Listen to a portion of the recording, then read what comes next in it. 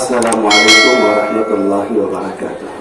وعلیکم السلام ورحمۃ اللہ وبرکاتہ۔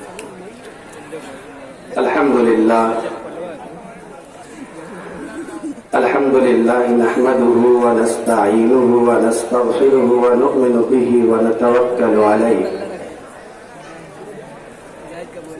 ونعوذ باللہ من شرور انفسنا ومن سیئات اعمالنا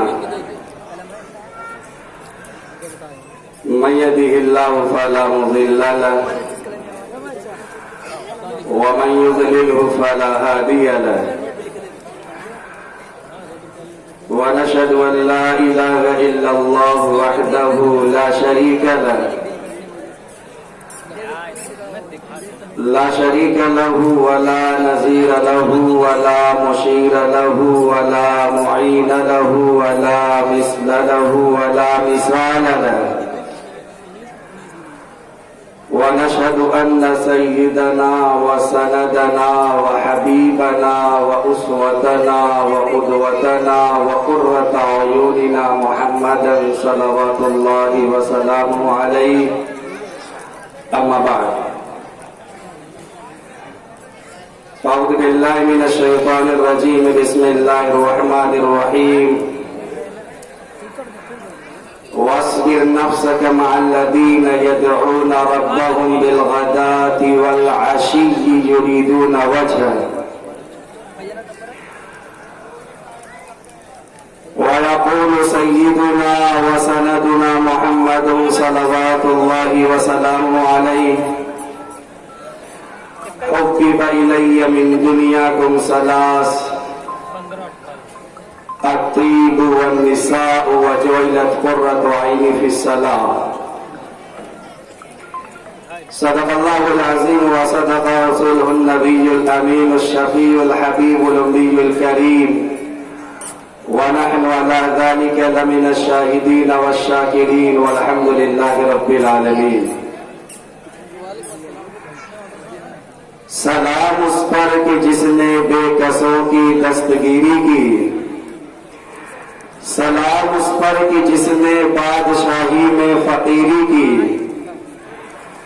سلام اس پر کہ اسرار محبت جس نے سمجھائے، سلام اس پر کہ جس نے زخم کھا کر پھول برسائے، سلام اس پر کہ جس نے خون کے پیاسوں کو قبائیں دی، سلام اس پر کہ جس نے گالیاں سن کر دعائیں دی، سلام اس پر کہ دشمن کو حیات جاوداں دے دی، سلام اس پر ابو سفیان کو جس نے امان دے دی، سلام اس پر کہ جس کا ذکر ہے سارے صحائف میں، سلام اس پر ہوا مجروح جو بازار طائف میں، سلام اس پر وطن کے لوگ جس کو تنگ کرتے تھے، سلام اس پر کہ گھر والے بھی جس سے جنگ کرتے تھے،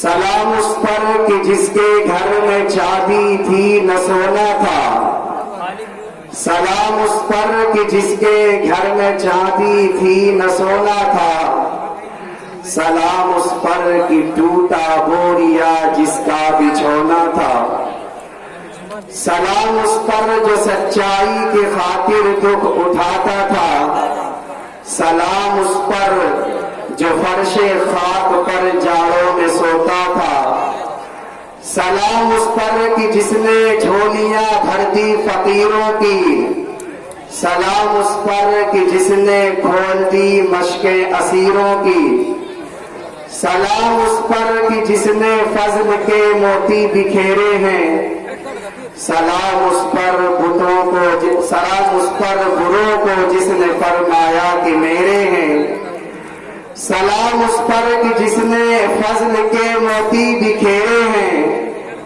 سلام اس پر بروں کو جس نے فرمایا کہ میرے ہیں، سلام اس پر کہ جس کی چاند تاروں نے گواہی دی، سلام اس پر کہ جس کی سنگ پاروں نے گواہی دی، صلی اللہ علیہ وسلم۔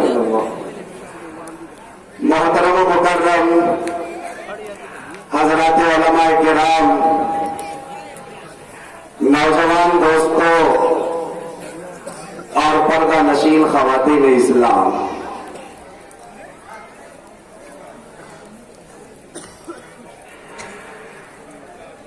میں انتہائی شکر گزار ہوں سرزمین نگپور کے تمام باشندوں کا،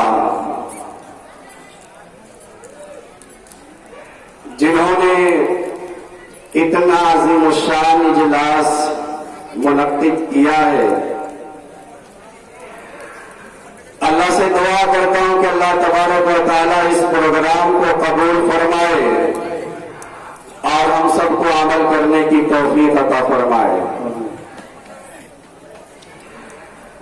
بلا شبہ ہمارے آقا و مولا جناب محمد رسول اللہ صلی اللہ تعالی علیہ وسلم کی ذات گرامی اس لائق ہے کہ آپ کا ذکر خیر کیا جائے، آپ کے اوصاف حمیدہ بیان کیے جائیں اور امت کے سامنے پیارے آقا صلی اللہ تعالی علیہ وسلم کی زندگی رکھی جائے۔ ہمارا ماننا اور ہمارا یہ عقیدہ ہے کہ پوری دنیا میں بسنے والے ہر انسان کی کامیابی کے لیے سب سے آخر میں اللہ تعالیٰ نے ہمارے نبی کا انتخاب فرمایا ہے۔ ہمارے آقا صلی اللہ تعالی علیہ وسلم نے اپنے اقوال کے ذریعے، اپنے ملحوظات کے ذریعے، اپنی قیمتی باتوں کے ذریعے امت کو رہنمائی فرمائی ہے اور امت کو سیدھا راستہ دکھایا ہے، اور قدم با قدم اللہ کے نبی علیہ الصلوۃ والسلام نے اپنی طبعی پسندیدہ چیزوں کی طرف اشارہ بھی کیا ہے۔ ایک حدیث ہے جس کو علامہ ابن حجر اسقلانی رحمت اللہ علیہ بیان فرماتے ہیں کہ میرے آقا جناب محمد رسول اللہ صلی اللہ تعالی علیہ وسلم مجلس میں تشریف فرما تھے۔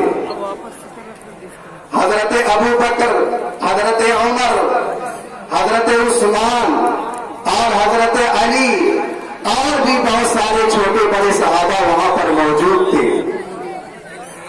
اللہ کے نبی علیہ الصلوۃ والسلام نے ارشاد فرمایا، حبب الی من الدنیا ثلاث، میرے صحابہ مجھے تین چیزیں بہت پسند ہیں۔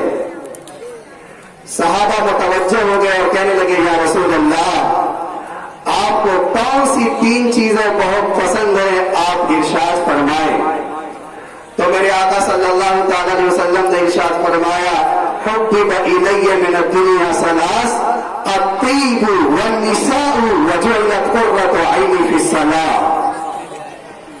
میرے آقا نے ارشاد فرمایا، مجھے خوشبو بہت پسند ہے۔ آپ نے دوسرے نمبر پر ارشاد فرمایا، مجھے عورت بہت پسند ہے۔ اور میرے آقا نے تیسرے نمبر پر ارشاد فرمایا، مجھے نماز بے حد عزیز ہے۔ آپ جانتے ہیں اللہ کے نبی صلی اللہ تعالی علیہ وسلم کے مبارک جسم سے خوشبو نکلا کرتی تھی، آپ کے پسینے مبارک سے بھی خوشبو نکلا کرتی تھی۔ آپ جب قضائے حاجت کے لیے جاتے تھے تو وہاں سے بھی خوشبو نکلا کرتی تھی۔ اس کے باوجود ہمارے آقا امام الانبیاء جناب محمد رسول اللہ صلی اللہ تعالی علیہ وسلم فرماتے ہیں کہ میرے صحابہ مجھے خوشبو بہت عزیز ہے۔ آپ نے حدیث میں ارشاد فرمایا کہ اگر کوئی تمہیں خوشبو ہدیے میں دے تو اس کا انکار نہ کرو۔ دوسرے نمبر پر میرے آقا صلی اللہ تعالی علیہ وسلم نے ارشاد فرمایا، مجھے عورت بہت پسند ہے۔ ہم جس گندے ماحول کے اندر پرورش پا رہے ہیں، ذہنوں میں عورت کا جب لفظ آتا ہے تو کچھ اور ہی خیالات پلکنے لگتے ہیں. یہ ہمارے معاشرے کے بگاڑ کا نتیجہ ہے. زبان رسالت سے نکلے ہوئے الفاظ پہ آپ غور فرمائیں. میرے آقا نے فرمایا مجھے عورت بہت پسند ہے. یہ اس دور کی بات ہے جب بچیوں کو زندہ دفن کر دیا کرتے تھے. میرے آقا نے فرمایا اگر بچی کی تربیت کی جائے، اگر بچی کی تربیت کی جائے، اس کی تعلیم کا انتظام کیا جائے اور مناسب وقت پر اس کا نکاح کر دیا جائے تو میرے آقا صلی اللہ تعالی علیہ وسلم نے فرمایا اللہ ایسے والدین کو جنت عطا فرماتے ہیں.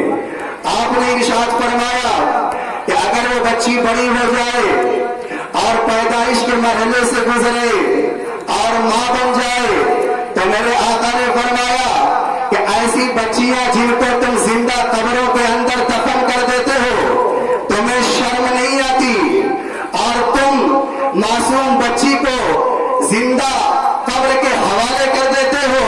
ذرا سا اپنے دل پر ہاتھ رکھ کر کے سوچتے کہ یہ بھی تو تمہارے بدن سے نکلنے والا ایک عضو ہے، یہ تمہارا اپنا خون ہے اور تم اسے زندہ دفن کر دیتے ہو. میرے آقا صلی اللہ تعالی علیہ وسلم نے ارشاد فرمایا جب بچی بڑی ہو جائے اور ماں بن جائے اللہ ایسی ماں کے قدموں کے نیچے جنت رکھ دیتا ہے. اس لیے میرے آقا نے فرمایا کہ مجھے عورت بہت عزیز ہے. تیسرے نمبر پر اللہ کے نبی علیہ الصلوۃ والسلام نے ارشاد فرمایا وجعلت قرۃ عینی فی الصلاۃ، میری آنکھوں کی ٹھنڈک نماز کے اندر رکھ دی گئی ہے. ہم اور آپ اپنا جائزہ لیں، اپنے گریبان کے اندر جھانک کر کے دیکھیں کہ ہمیں نماز سے کتنی محبت ہے. امام الانبیاء جناب محمد رسول اللہ صلی اللہ تعالی علیہ وسلم نے ایک دو حدیث کے اندر نہیں متعدد حدیث کے اندر اس بات کی وضاحت فرما دی ہے کہ نماز مجھے بے حد عزیز ہے. اب جن کے دلوں کے اندر عشق رسول کی چنگاری ہوگی اور جو صحیح معنوں میں اللہ کے نبی علیہ الصلوۃ والسلام سے محبت کرتے ہوں گے تو ظاہر سی بات ہے وہ کسی بھی صورت میں نماز قضا کرنے کے لیے تیار نہیں ہو سکتے. میرے آقا جناب محمد رسول اللہ صلی اللہ تعالی علیہ وسلم تو ایسے آدمی پہ بہت ناراض ہوتے ہیں، ایسے شخص پہ بہت ناراض ہوتے ہیں کہ اللہ نے اس کو صحت سے نوازا، اللہ تبارک و تعالی نے اس کو سلامتی عطا فرمائی، ہاتھ پاؤں اور اعضاء جوارح اس کے سلامت ہے، لیکن وہ چل کر مسجد نہیں جاتا اور جماعت کے ساتھ نماز ادا نہیں کرتا. میرے آقا صلی اللہ تعالی علیہ وسلم نے ارشاد فرمایا، بخاری کی روایت ہے، آپ نے ارشاد فرمایا کہ وہ لوگ جو اپنے گھروں میں پڑے رہ جاتے ہیں اور جماعت سے نماز ادا کرنے کے لیے نہیں آتے، میرے آقا امام الانبیاء جناب محمد رسول اللہ صلی اللہ تعالی علیہ وسلم فرماتے ہیں میرے دل میں یہ بات آتی ہے میں کچھ لوگوں سے کہوں کہ وہ اذان کریں، اقامت کریں اور جماعت قائم کریں اور پھر میں ان لوگوں کے گھروں میں جاؤں جو جماعت سے نماز ادا نہیں کرتے اور ان کے گھروں میں آگ لگا دوں اور ان کو زندہ جلا کر راکھ کر دوں. میرے محترم بزرگوں اور دوستوں ذرا غور کریں، ہم اپنے ایمان کا جائزہ لیں. ہم نے تو عشق رسول کا دعویٰ کیا ہوا ہے اور ہم تو یہ کہتے ہیں کہ ہم نبی کی نعتیں پڑھ کر، ہم نبی کا نام لے کر، ہم اللہ کے نبی علیہ الصلوۃ والسلام کی سیرت بیان کر کے اور اپنی عملی زندگی کو اس سے خالی رکھ کر کے جنت کے حقدار بن جائیں گے. یاد رکھا جائے یہ سراسر دھوکہ ہے. میرے آقا نے فرمایا مجھے اس حد تک ناراضگی ہے کہ میں ان کے گھر کو جلا کر راکھ کر دینا چاہتا ہوں. آپ تصور کیجئے جب محشر کا میدان ہوگا، میرے آقا صلی اللہ تعالی علیہ وسلم کی عدالت لگی ہوگی، آپ شفاعت فرمائیں گے، اللہ ان کے لیے جنت کا فیصلہ فرما دے گا. جو نبی اس قدر ناراض ہو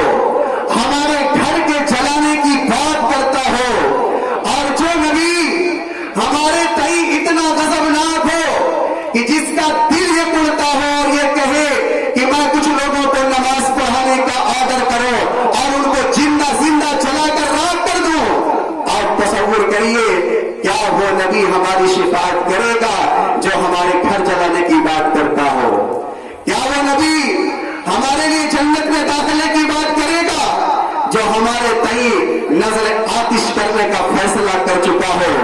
मेरे दोस्तों, ये धोखा है कि हम नबी के नाम के नारे लगाएं और हमारी अमली जिंदगी नबी पाक सल्लल्लाहु अलैहि वसल्लम की सीरत से खाली हो। तो मेरे आका सल्लल्लाहु अलैहि वसल्लम ने इरशाद फरमाया, मुझे 3 चीजें बहुत अजीज हैं, खुशबू, औरत और नमाज। हजरत अबू बकर सिद्दीक रज़ी अल्लाह ताला अन्हु मजलिस के अंदर बैठे हुए थे, खड़े हो गए, कहने लगे, या रसूल अल्लाह, ये गुलाम भी 3 चीजें पसंद करता है, आप समाअत फरमाइए। मेरे आका ने कहा, अबू बकर, तुम्हारे दिल के अंदर भी 3 ख्वाहिशात, तुम्हारे दिल के अंदर भी 3 तमन्ना है, तो बयान करो। अबू बकर खड़े हुए और कहने लगे, या रसूल अल्लाह, मेरे दिल के अंदर 3 तमन्ना है। पहली तमन्ना, अन्नज़्रु इला वजहि रसूलिल्लाह, अन्नज़्रु इला वजहि रसूलिल्लाह, आंखें अबू बकर की हो और चेहरा मेरे मुस्तफा का हो। आंखें अबू बकर की हो और चेहरा आमिना के लाल का हो। मैं चाहता हूं कि हर वक्त आपके चेहरे की जियारत करता रहूं।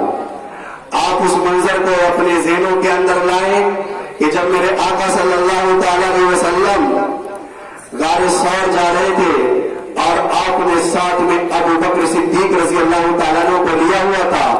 जब गार के करीब पहुंचे तो अबू बकर सिद्दीक रज़ी अल्लाह तआला अन्हु ने कहा, या रसूल अल्लाह, आप बाहर तशरीफ रखिए, आप बाहर ठहरिए, मैं अंदर जाता हूं। अंदर अगर कोई तकलीफ की चीज है तो उसे हटा देता हूं। कोई सांप, कोई बिच्छू हो तो उसके हटाने का बंदोबस्त करता हूं। मेरे आका जनाब मोहम्मद रसूलुल्लाह सल्लल्लाहु अलैहि वसल्लम बाहर तशरीफ फरमा है। अबू बकर अंदर गए और अंदर जाने के बाद अबू बकर सिद्दीक रज़ी अल्लाह तआला अन्हु ने तमाम सुराखों को बंद कर दिया और जितनी चीजें थी, तकलीफ थी, उन सारी चीजों को हटाकर दूर कर दिया और इशारे से कहा मेरे आका सल्लल्लाहु अलैहि वसल्लम से, हुजूर आप अंदर तशरीफ लाइए। उस गार के अंदर एक सुराख था और इतना चादर का हिस्सा नहीं था कि जिससे उस सुराख को भी बंद किया जा सके। अबू बकर सिद्दीक रज़ी अल्लाह तआला अन्हु ने अपना पांव वहां पर लगा दिया और सुराख को बंद कर दिया। इशारे से कहा मेरे आका आप अंदर तशरीफ लाए, आप अंदर तशरीफ लाए। अल्लाह के नबी अलैहिस्सलातु वस्सलाम अंदर तशरीफ लाए। आप थके मादे थे, आपने अपना सर मुबारक अबू बकर सिद्दीक रज़ी अल्लाह तआला अन्हु की रान पर रखा। आपको नींद आ गई और आप उसी वक्त सो गए। अंदर एक सांप था जो आका की ज़ियारत करना चाहता था। अबू बकर को बार बार इशारा कर रहा था, अबू बकर आप अपने पांव हटाइए, क्या सिर्फ आप ही मेरे आका की ज़ियारत करेंगे? अबू बकर सिद्दीक रज़ी अल्लाह तआला अन्हु किसी सूरत अपना पांव हटाने के लिए तैयार नहीं थे। सांप कह रहा, अबू बकर अपने पांव तो हटाओ, मुझे भी ज़ियारत करने का मौका दो। अबू बकर कहते हैं, ना, मेरे आका की मजलिस है, मैं ये चाहता हूं इसमें खलवतों में जी भर कर अपने आका की ज़ियारत करूं। हम ही हम हो, कोई आपकी मजलिस में न हो। आशिक ये चाहता है कि अपने महबूब को सीने से लगाए। आशिक ये चाहता है कि खलवतों में उसके साथ बैठे और जी भर के उसकी ज़ियारत करे। सांप ने डंक मारा और उसके असरात पूरी बॉडी के अंदर आए जहर फैलने लगा। अबू बकर सिद्दीक रज़ी अल्लाह तआला अन्हु की आंखों से आंसू का कतरा जब मेरे मुस्तफा के रुखसार पर गिरा, आपकी आंख खुल गई। आपने कहा, मां युबकी के या अबा बकर, अबू बकर ये बताओ रोना कैसा? तो अबू बकर ने कहा, या रसूल अल्लाह, ऐसा मालूम होता है कि अंदर कोई सांप है और उसने मुझे डंक मार लिया। आपने अपना लुआब दहन लगाया, फौरी वहां से जख्म काफूर हो गया। मैं अर्ज ये करना चाहता हूं कि अबू बकर सिद्दीक रज़ी अल्लाह तआला अन्हु आपकी ज़ियारत के अंदर इस कदर महव थे, आपको पता भी न चला कि मेरे आंखों से निकलने वाला आंसू मेरे मुस्तफा के रुखसार पे गिर रहा है, मेरे आका के रुखसार पे गिर रहा है।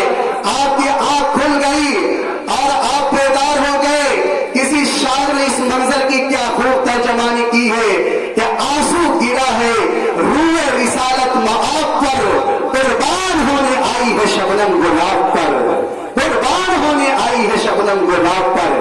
अबू बकर सिद्दीक रजी अल्लाह ताला अन्हु की इन 3 रातों के मुतालिक सैयदना उमर फारूक रजी अल्लाह ताला अन्हु कहते हैं कि अबू बकर तुम गारे सौर की उन 3 रात की नेकियों का सवाब मुझे दे दो, मैं अपनी पूरी जिंदगी की नेकियों का सवाब तुम्हें देने के लिए तैयार हूं। वो नेकियां क्या थी? मेरे आका की जियारत, मेरे आका की एक जियारत ईमान के साथ शर्फ सहाबियत से नवाज देती है। 3 रातें मुसलसल मेरे मुस्तफा की जियारत हुई। अबू बकर के मकाम का अंदाजा लगाइए। अबू बकर ने कहा, या रसूल अल्लाह, मुझे पहली पसंद तो यह है कि मैं आपकी हर वक्त चेहरे की जियारत करना चाहता हूं। और उसके बाद का दूसरी, वह इन्फाक माली अला रसूलिल्लाह, अपना माल अल्लाह के नबी पर खर्च करना चाहता हूं, अपना माल अल्लाह के नबी पर खर्च करना चाहता हूं। हर आशिक ये चाहता है कि अपने महबूब को लेकर जब किसी होटल में जाए तो पेमेंट खुद आशिक अदा करता है। माशूक से ये कहता है, आपको जो ऑर्डर देना है वो ऑर्डर दीजिए, पैसा मैं अदा करूंगा। आशिक को खुशी होती है। इमामुल अंबिया जनाब मोहम्मद रसूलुल्लाह सल्लल्लाहु ताला अलैहि वसल्लम के ताल्लुक से अबू बकर फरमाते हैं, या रसूल अल्लाह, आप जो चीज इस्तेमाल फरमाना चाहते हैं इस्तेमाल फरमाइए, पैसा मैं अदा करूंगा, अपनी जिंदगी का पूरा सरमाया आप पर कुर्बान कर दूंगा। और तीसरी चीज मेरे आका, वअन तकून अपनती तहत रसूलिल्लाह, मैं चाहता ये हूं कि मेरी बेटी का निकाह आपसे हो जाए। जैसे मैं पूरी जिंदगी आपका खातिम बनकर के जिंदगी गुजारना चाहता हूं। अबू बकर सिद्दीक रजी अल्लाह ताला अन्हु ने फरमाया, या रसूल अल्लाह, मैं चाहता हूं कि मेरी बेटी भी पूरी जिंदगी आपकी खादमा बनकर के जिंदगी गुजारे। ये 3 चीजें मुझे बहुत अजीज हैं।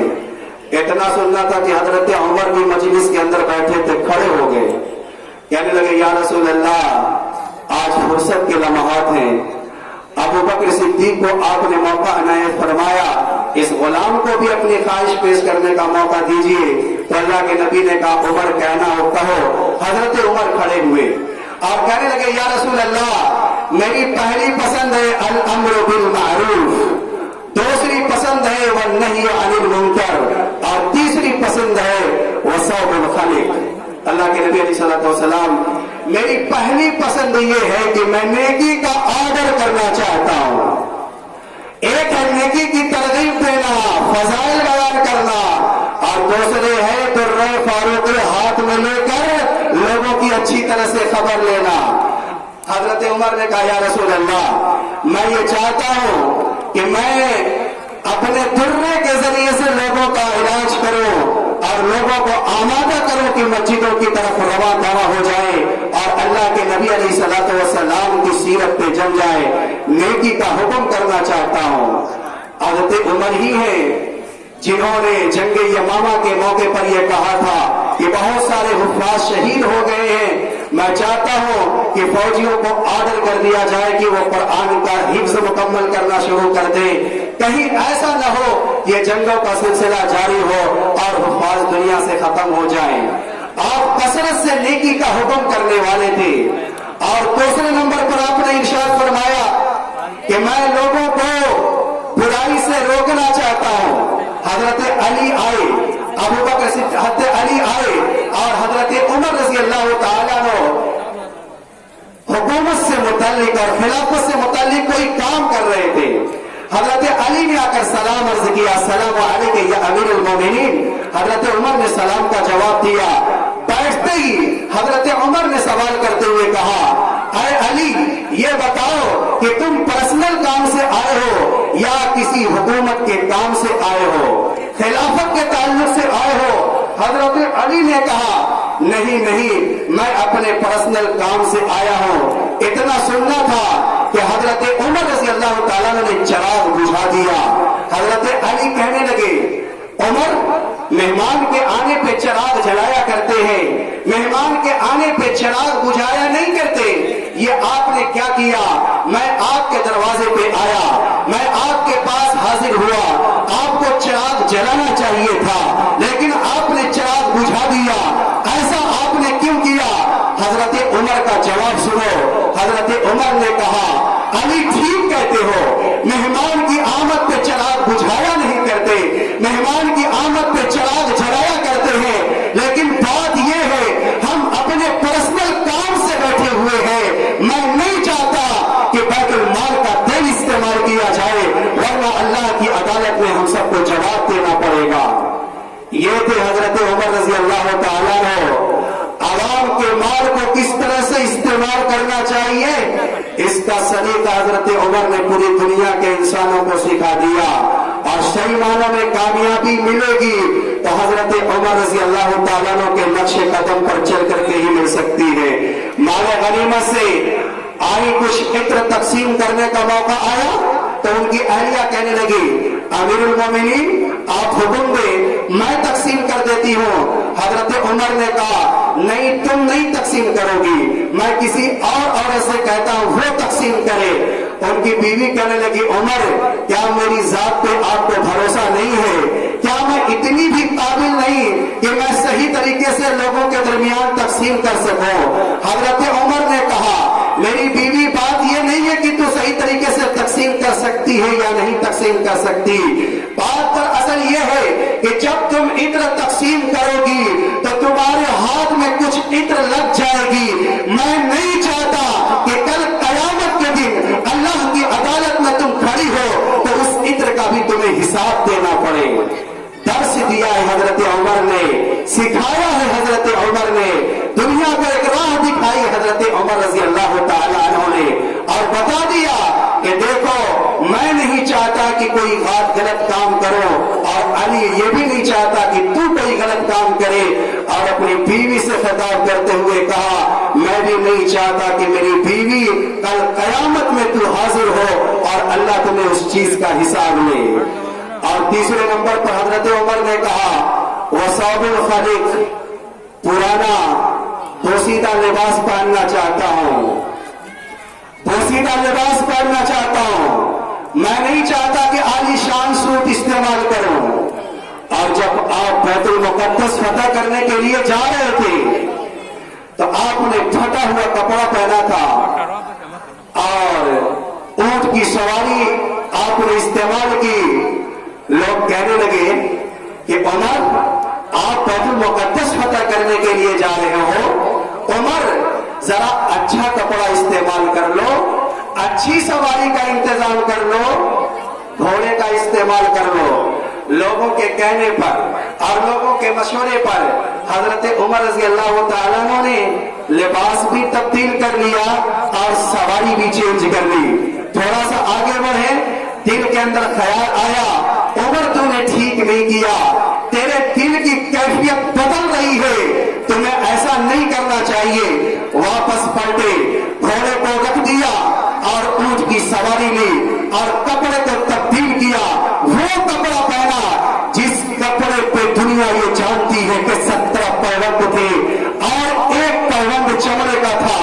اپنے غلام کو لیا اور چلے بیت المقدس کی طرف. جب راستے میں جا رہے تھے تو حضرت عمر نے کہا دیکھ بھائی اب ہم تو بیت المقدس کے راہی ہیں, میں چاہتا ہوں انصاف کا معاملہ ہو, تھوڑی دیر میں اونٹ پہ سواری کروں اور تو اونٹ کی لگام پکڑے ہوئے ہو, اور تھوڑی دیر کے بعد جب 1 یا 2 منزل آگے چلے تو اس کے بعد یہ تبدیل کر لیا جائے. تھوڑی دیر تو سوار ہو اور میں زمین پہ ہوں, اور پھر اس کے بعد میں اونٹ پہ ہوں اور تو زمین پہ ہو. یہ ترتیب آپس میں طے کر لی گئی. حضرت عمر نے کہا اب اسی طریقے سے ہم لوگ بیت المقدس جائیں گے. بیت المقدس پہنچنے والے تھے, باری غلام کی تھی اور وہ کہنے لگا عمر رضی اللہ تعالیٰ ہو اللہ آپ کو جزائے خیر عطا فرمائے, اللہ آپ کو جنت عطا فرمائے. آپ نے مجھے وہ مقام عطا کیا ہے کہ دنیا کے کسی انسان سے تصور نہیں کیا جا سکتا. آپ نے مساوات کی ہے, آپ نے عدل کا معاملہ کیا ہے. آپ ایک مرتبہ اوپر, میں نیچے اور آپ نیچے,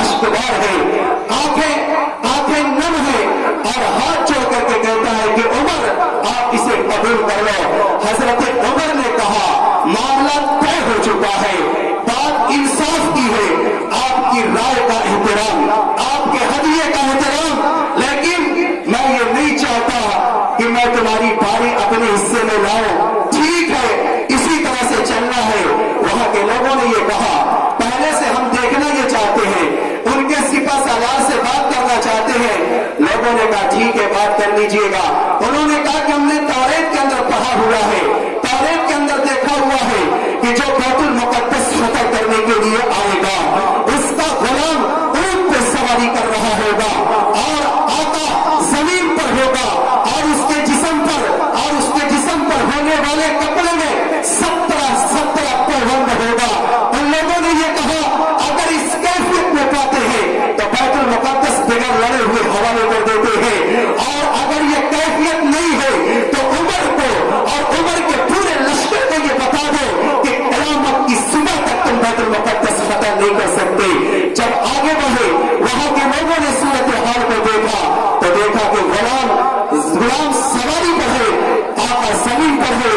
ان لوگوں نے بغیر لڑے ہوئے بیت المقدس حوالے کر دیا تھا۔ صحیح کہا تھا میرے عمر نے، عزنا اللہ بالاسلام، کہ اللہ نے ہمیں جو عزت عطا فرمائی ہے وہ اسلام کی بنیاد پر عطا فرمائی ہے، نہ لباس کی بنیاد پر، نہ مکان کی بنیاد پر، نہ جائیداد کی بنیاد پر، نہ کاروبار کی بنیاد پر، نہ بزنس کی بنیاد پر، نہ عہدے کی بنیاد پر، نہ اقتدار کی بنیاد پر۔